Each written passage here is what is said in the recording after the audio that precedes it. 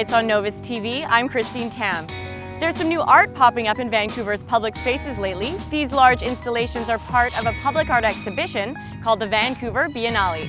We're going to look at some of the artwork and find out about a new online learning center inspired by the program.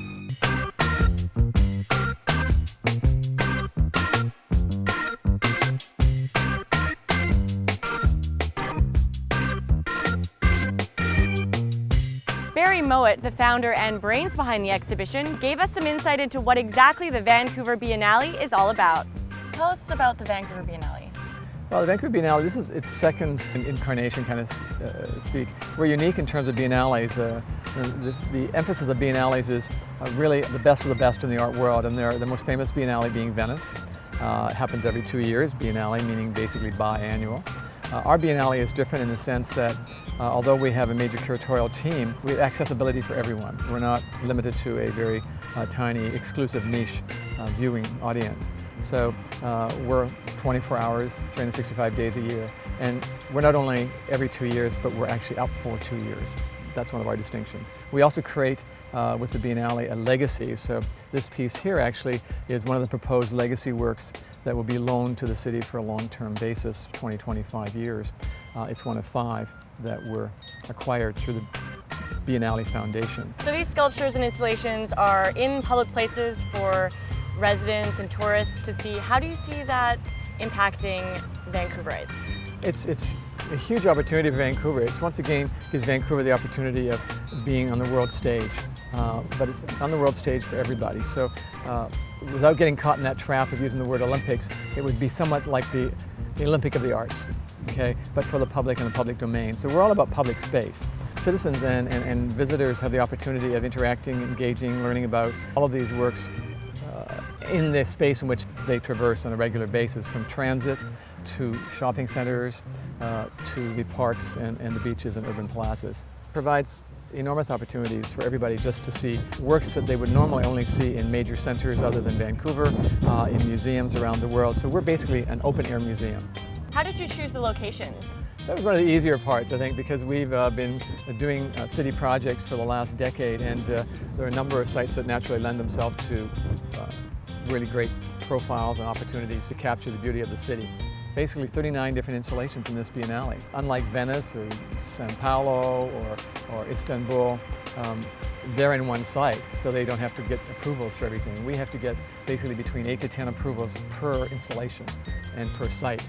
So if some sites aren't approved, you can see how that time adds up and how things move forward. So in the end, it looks like they should look like they're meant to be here, as opposed to plunked. And the big thing we don't want to do is ever to be perceived as plunk art. It really needs to integrate into the environment and to the ecology. These sculptures and installations are not only interesting to look at, but there's so much to learn about each individual one.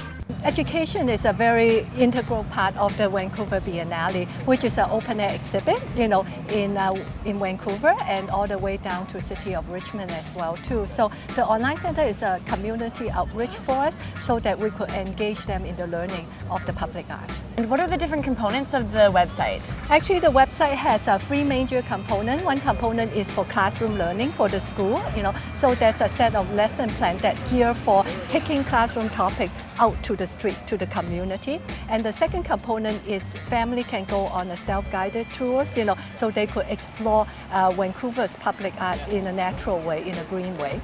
And the third component is an interactive game for school-age children, 8 and up, or family with preschool children to play together a detective game. What sort of value does learning about public art bring to school-age children? Okay. Basically, learning through art is a way to really enhance critical thinking, and also the fact that they're coming out to the outdoor to learn about art, bring them, real life issue actually in the setting of the community.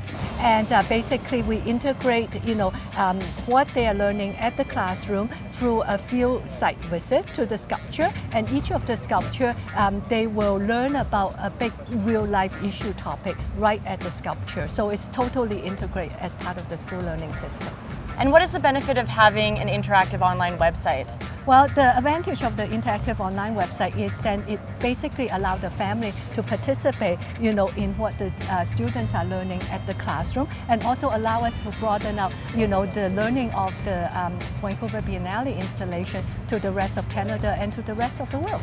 And I know kids love video games. Tell us about the online game. Okay, basically the online game is set in the crowded English Bay, which is one of our most popular tourist spot and a favorite for all family. And so all the player would take the form of a detective, saying that the sculpture has been stolen. From English Bay, there are 5 of them being stolen. So that's kind of one of the basis of the game. And so they would navigate around English Bay and find out about clues about the sculpture. So applying their knowledge to it, and then to catch the art thieves, and then they can get rewards and also collect coins and then win a prize when they go on a bonus mission to a site.